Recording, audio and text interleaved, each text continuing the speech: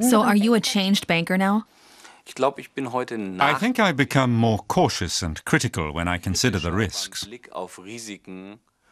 I never used to deal with that aspect with the kind of intensity we do today, so in that respect, I'm sure the crisis has changed me. If anyone knows the risks of a financial crisis, it's Martin Blessing, chairman of the board at Commerzbank. He gave an interview for Made in Germany. You're still chairman of the board today. How did you manage that? I just stood up to the pressure. He also got some help from friends on the supervisory board and in government. His grandfather was once president of the Bundesbank.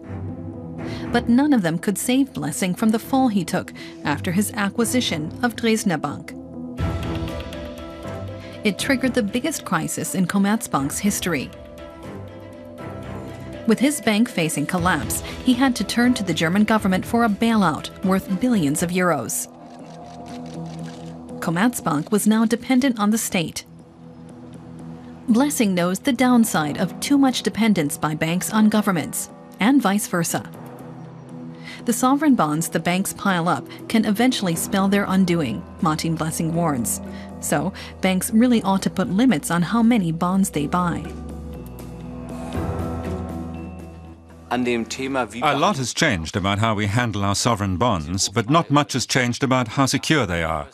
And since Greece, we know that not even bonds in the Eurozone are secure.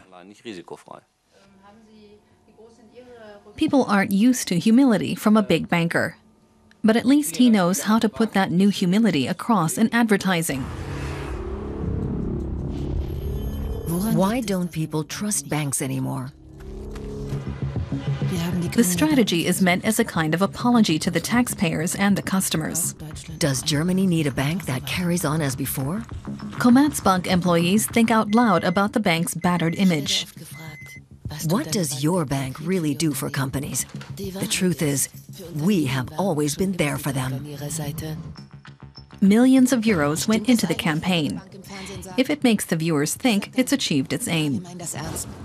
Wir beraten ganz anders. Wir verkaufen nur, was der Kunde braucht und tun alles, damit zufrieden ist.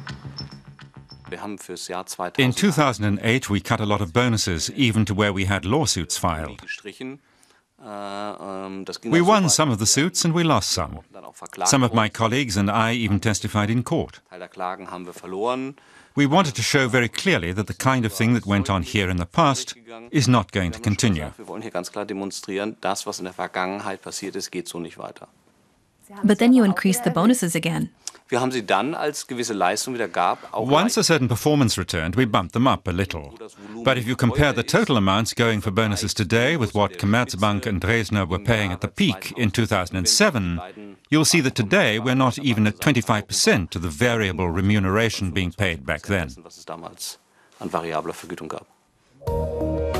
Now, Martin Blessing's every step is under close scrutiny. He's not yet finished overhauling Germany's second-largest bank.